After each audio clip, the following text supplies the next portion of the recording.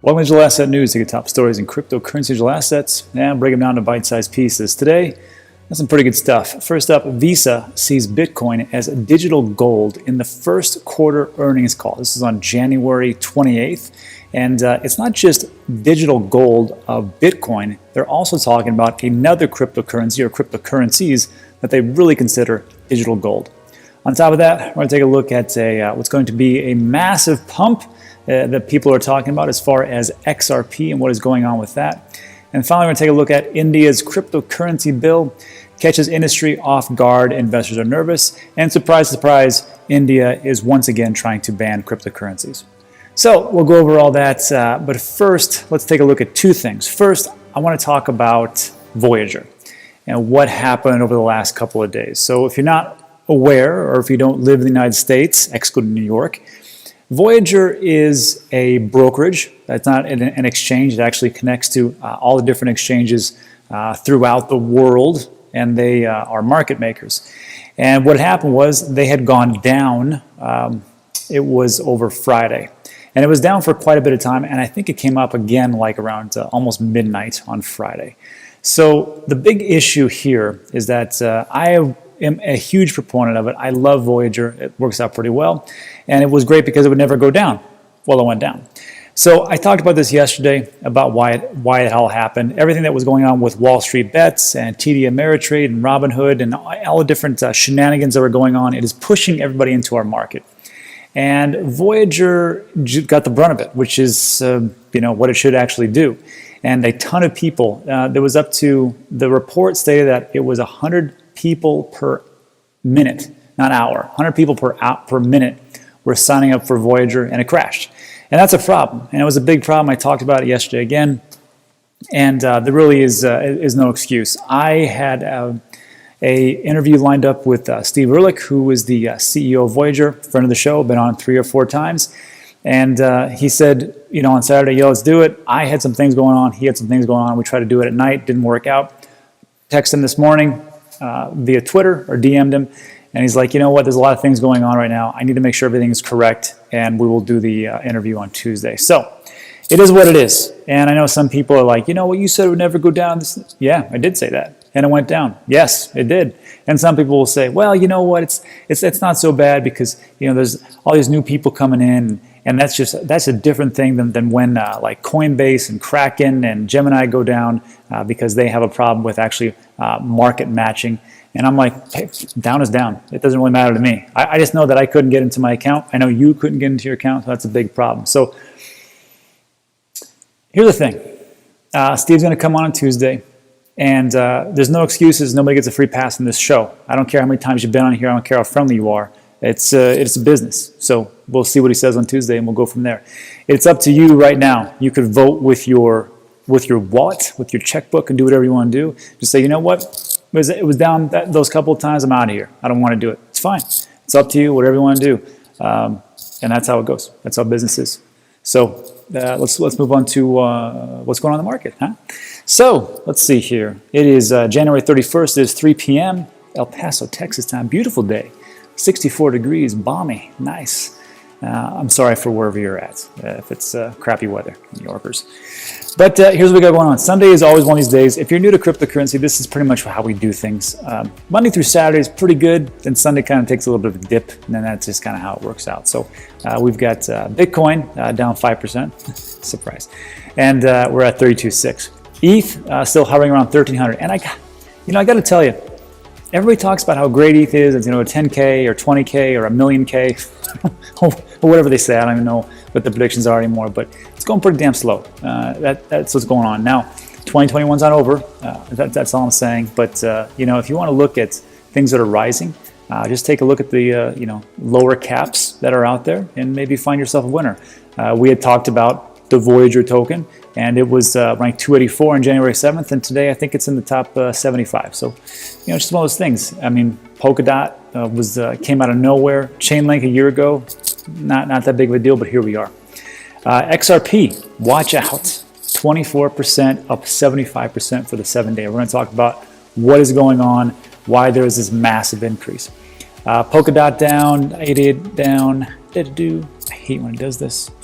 There's always this, when I'm doing these videos, it's kind of like glitches out a little bit. 3, is anything up? Dogecoin, hey, 28%.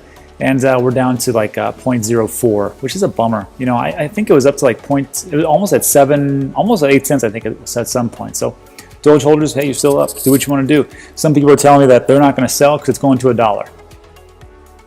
Sure. Let's see how that works out. And, you know, hey, maybe, I don't know. I have no crystal ball. And that's what's going on right now in the market. Real quick, let's switch this over to Bitcoin. Because, I mean, what's the whole point of investing into altcoins if we could just invest into Bitcoin? So this is how we do. Well, for XRP, if you invest in XRP, you're up 31% against Bitcoin. Polkadot, 2.3, 0.4, 0.5. You're crushing Bitcoin on pretty much every single altcoin that is out there. And that's just one of those lessons. If you want to be safe, you can get into Bitcoin. All the different, you know, huge institutions are getting into it. They're going to hold on to it. Bitcoin, that's what they're going to do, hold on to it. If you want to take a little bit more risk, you go into altcoins. And that's why I have a portfolio that is 10 plus different cryptocurrencies, because I think Bitcoin's going to do well. I think Ethereum's going to do well. I think not EOS. EOS is almost a crushing dead project. I think Polkadot will do well. A lot of different things are going to do well. Aave will do well. So you just kind of, I mean, for me, I can't give you financial advice because guess what? I'm not a financial advisor, but I think those will do pretty well moving forward. So it's all up to you. See which is the best project out there. All right. So that's what's going on in the market. Let's jump into today's top story. So this was pretty good. This was actually sent to me by Crown Staking Pool. Thanks, Crown. I appreciate it. This is over on the Bitcoin channel.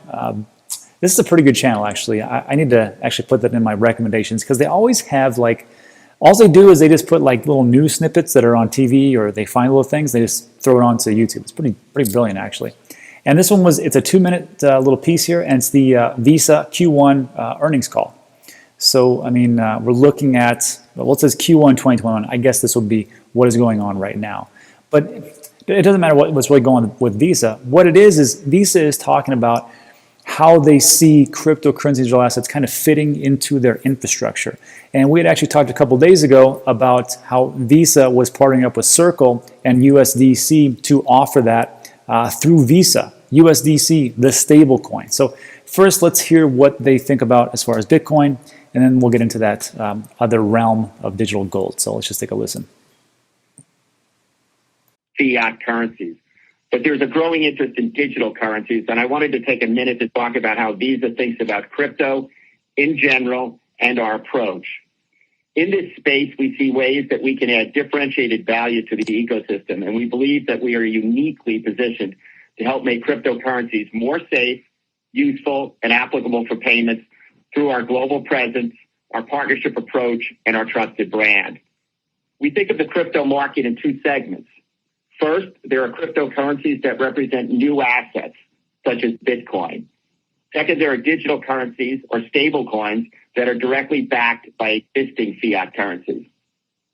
We see all currencies in that first segment as digital gold. They are predominantly held as assets that are not used as a form of payment in a significant way at this point.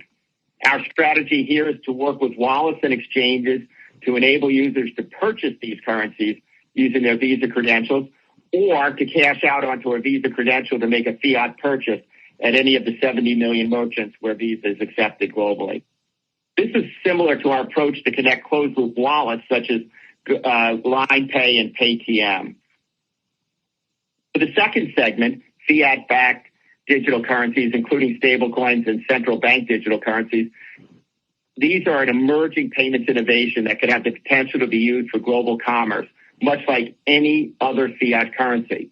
We think of digital currencies running on public blockchains as additional networks, just like RTP or ACH networks. So we see them as part of our network of network strategy. Across both of these segments, we are the clear leader in this space. Today, 35 of the leading digital currency platforms and wallets have already chosen to issue Visa, including Coinbase, Crypto. Yeah, and then they just go on and talk about how great they are. So great, Visa, you know, yeah, you're dominating right now. So it is interesting that a legacy system such as Visa is really coming out and going, you know what? We feel which way the wind is a-blowing, so we're going to be a part of this right here and now. I think that's why they teamed up with Circle and USDC as far as a stable coin. And now they're getting into it like, look, we can't stop it, so we might as well just, get in front of it and just see if we can just ride the coattails. So I don't know exactly what they're going to do, but when a huge entity like Visa comes out and goes, you know what, we see it as two things. We see Bitcoin and currencies or cryptocurrencies, and they didn't say anything else, mind you, okay? They didn't say Ethereum, they didn't say Polkadot, and they didn't really even talk about smart contracts or DeFi or any of that stuff because that's not their thing. They're not going to get into that. So if they can just say, okay, Bitcoin, because everybody else out there, we've got the MicroStrategies, you got the Mass Mutuals, you got the big hedge funds coming in. You've even got BlackRock, for Pete's sakes, with its $8 trillion assets under management, who is coming in and investing into Bitcoin. Sure, we'll finally be the ones to go, yeah, we're gonna add this in. But I will remind you, up to a couple of years ago, Visa was the one that was trying to issue all these different cryptocurrency patents. And there was a video I did 8 months ago, 9 months ago, and I just thought it was interesting because nothing really came about it. But then here we are today, and Visa is talking about how they're right behind us and they can't wait to be a part of it. So let me know what you think in the comments section. It is just, for us, it's not a big thing. But if you have to think about it like this, when he said there are 70 million merchants and payment providers, that's pretty big, just like how PayPal is in the game. And they're saying, hey, you can use Bitcoin, Bitcoin Cash, Litecoin, Ethereum for our 340 million merchants out there that we can expose you to, and you guys can use all that cryptocurrency. So you have them, and then you have Visa, and what it just does is it allows this to get into the public consciousness. That's all I really care about, because that's why I think 2021 is going to be a pretty big year, because people are going to start to really go, oh, it's not just Bitcoin, there's a lot of other things out there. Anyhow, let me just think in the comment section. Let's move on to our next piece. So this is interesting. And this was sent to me by Win Mullet. Mullet, thanks so much. I appreciate it. My man, Mullet. And this was, if you take a look at what is going on with, or what was going on with Wall Street Bets and how they battled the hedge funds and say, you know what, we know you want to short our company. Whether you think it was an ideological fight or not, or if it was just a beautiful play as far as making a ton of money, doesn't matter. It still went to show you that you can have a group of people stand up to large entities and beat the pants off them. And that's, I think, is what is going on right here with XRP. The XRP army has gotten beat down, let's just be honest. The SEC came in, and it's got to suck because all the different gains that are going on, just popping off. XRP just has to sit there and just go, hopefully this happens. And it's got to be pretty tough. So they're going to fight back. And I was talking about this on the Alex Mascioli's show. I was like, actually CJ said it best. He said, be cautious of any asset that is supposed to die and just never just refuses to die. He goes, Bitcoin is supposed to die 100,000 times. And look at look at where we are right now. It's the same thing with XRP. XRP was supposed to be dead. I thought I was going to go through a lot more troubles, especially when all the different exchanges delisted everything, but here we are. And now we can see on February 1st at 8:30 Eastern Standard Time, there's a buy and hold. And it even tells you where to buy it. You can buy it on KuCoin. Oh, I didn't know you could buy it on Uphold. Look at that. I have an Uphold wallet. I don't know. I'm going to tell you right now, I have no idea. I'm not going to participate in this because I don't know how this is going to play out. This is very volatile. I'm not a volatile person. Which is kind of funny that I'm in cryptocurrencies, but I do think that I honestly think that digital assets are the future, and there's a little volatility now, but in the future it won't be. But if you want to check this out, KuCoin, Uphold, and BitTrue, then be my guest. Again, not financial advice, but if you saw what happened with GameStop, if you saw what happened with Dogecoin, you could maybe guess about what could potentially happen with XRP and what's going to go on. And this has been making the rounds, and that's why we've seen a huge jump. So let me know what you think in the comment section about this one. This could be massive. I have no idea, but I'm just going to grab my popcorn and sit on the sidelines and watch the show unfold. All right, next up, this is our last piece, and it's just trash. It's just trash because this has already happened before in India. And let me just get into the story. India's cryptocurrency bill catches industry off guard, investors nervous. Of course they should be, because a huge country is going to ban cryptocurrency. We're looking at a billion plus people. Pretty big. India's cryptocurrency community was swept by a wave of nervousness and confusion after the government on Friday said it would introduce a bill in Parliament to aid creation of a sovereign digital currency by the Federal or the Reserve Bank of India, RBI, and ban all private cryptocurrencies. And this is why I want you to suspend judgment until you get all the facts. It's the same thing with everything else that isn't actually anywhere. It doesn't matter about this market or anything else. Get all the facts that you possibly can and then pose judgment, okay? So I'll explain that in a second. So this is what's going on. So this is a statement. There's no such thing as a private cryptocurrency. Cryptos, by their very nature, are decentralized and public. Nishal Shetty, founder of one of India's largest cryptocurrency exchanges, WazirX, said in a tweet, because there was the language in the actual document that is supposed to be written up, and really, I don't know if anybody has actually seen it, because it really hasn't been produced, but it says that we cannot have any kind of public blockchains as far as cryptocurrencies. But that's the whole thing. When you have a decentralized cryptocurrency, it is public, so that means that they're trying to ban everything, allegedly. Get to that. So the government's definition of private could imply that any digital currency that is not sovereign could be seen as a private currency, including Bitcoin. Let's go with some history. In 2018, RBI decided to ban the use of banking channels to buy or sell crypto, as it was concerned over its use for terror financing, money laundering, and other outlawed activities. Have you ever heard that before? Cryptocurrencies revived after the Supreme Court in March 2020 lifted the RBI ban, giving cryptos a second chance in India. And I thought it was a pretty good play, because WazirX, which was the exchange over there, I think that was backed by Binance. It was a beautiful move by CZ, because he's like, hey, just waiting for this thing to get unbanned. And sure enough, it did, and looked like a genius. Now they have to go through the whole thing again, because here we are. So just awful, because the first one was the Reserve Bank of India decided to ban the use of banking channels. And it went through their Supreme Court, and they said that is against their constitution. They said you can't do that. The Reserve Bank can't do that to these private citizens. And it was overturned. Now, instead of the Reserve Bank of India, now it is actual parliament or whatever form of government that they have over there. They say, hey, we're going to get legislation in, and we want to ban these cryptocurrencies. And that's a problem, allegedly. And the rest of it's just the same type of thing. They talk about Ray Dalio and whatever. But this is the big thing. The bill drafted by the Indian government is yet to be released. So when you see something like that, again, this could be the consideration of a FUD article, because it's just a rumor. We don't really know what's going on. Case in point, let me show you this one. Do you remember this article that we talked about a couple days ago, just last week? Janet Yellen says cryptos are a concern in terrorist financing. And it was that. It was BitMEX when they came out and said, oh, there's a big double spend. And they came out and was like, well, maybe not so much. And it was $20, and maybe it was this. And it was proven that there wasn't a double spend. So that was a big thing. And then we have something like Yellen coming out, who was the nominee for the secretary, or the Treasury Secretary. Has taken over Mnuchin's job, and then she was confirmed. And then all of a sudden, just a couple of days later, this little piece came out. Janet Yellen offers U.S. Senate a more nuanced take on crypto, where she, I don't read it, so where she said, okay, there are some illicit activities going on, just like there is with the U.S. dollar, but cryptocurrency digital assets has an amazing ability to transform finance, and we should foster that.